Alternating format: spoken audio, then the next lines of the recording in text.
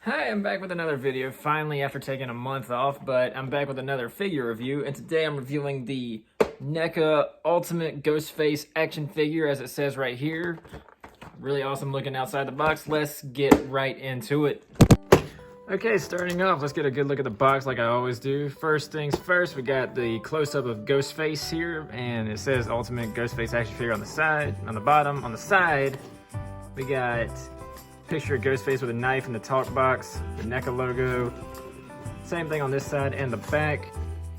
It's got a little description. It says, Ghostface, the icon of Halloween, returns with this brand new Ultimate Edition action figure featuring over 25 points of articulation and real fabric cloak. And it looks like we get a glow-in-the-dark mask too. That's enough of the box, let's get right into it. Okay, starting off, first thing I want to say is I really appreciate the fact this is actual fabric and it's actually stretchy. It feels really good quality as compared to some basic cloth that is really stiff. So, okay, we got some good movement in the arms too, but what I'm curious about, does this hood come off? Yes, it does, and head movement really smooth. It's got enough where it'll stay in place really well, but it's not gonna be like really loud, annoying clicking sound that a lot of action figures make. Okay, arms.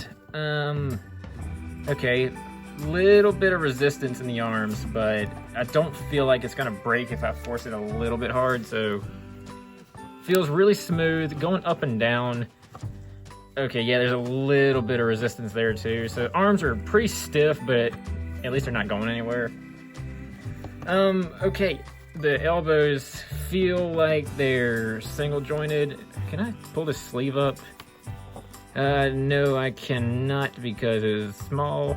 Also, I love these little ghosty streamers that hang off his arms. It's just one thing I've always really liked about the Ghostface costume in general is these very small detail, but just little streamers that hang off. Can we actually look what's going on under here? Okay, so underneath the cloak, it looks like we got a really just basic, solid black torso, which we don't need detail on because it's going to be covered up by the cloak. And okay, let's look at knees. Knees are single jointed. That's about as far as they'll go back. Okay, he does the splits really well on this ball joint here, and it's crazy because it moves really smooth, but it stays in place really well. I really like that.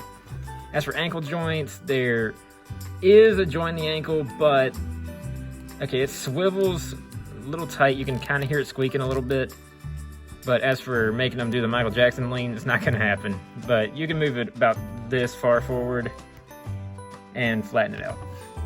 Okay, now getting to the accessories he comes with. First thing I noticed, we got this really big scythe, which I could be drawing a blank here, but I do not remember this from the movies. But I will fact check that. We got 3 separate heads. We got this kind of blood splattered face. We got this like old rotten decaying mask, which this one looks awesome, kind of zombified. And then we get this green mask, which I believe glows in the dark, which I will show at some point in this video. All right, standing in my dark room now because I had to hide in a closet because the windows are letting too much light in to show this. But this is actually a really good glow-in-the-dark mask. It's all you can see. Okay, this is really sweet. I might end up changing the mask again. We got an extra pair of hands, which both of these are grips.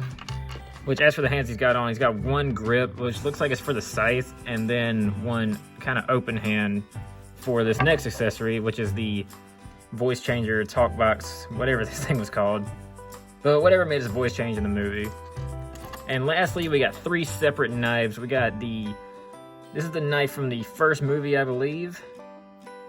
And this one is more of a kind of a hunting knife looking situation going on. And then we got a Michael Myers style kitchen knife. But accessories look really sweet. I like how the knives are bloodstained. I don't remember the scythe being used in the movie. But in this review, I'm gonna pose them up, change some parts, and give my final thoughts.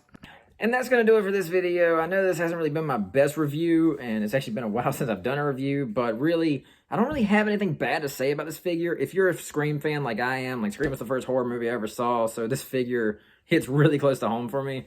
But I love it. Highly recommend getting it if you're a horror fan or Scream fan or action figure collector, anything. It's just a really solid figure, and I highly recommend it. But that's going to do it for this video. Hope to be back next week. So I'll see you all then. Thank you all for watching, and as always, rock on.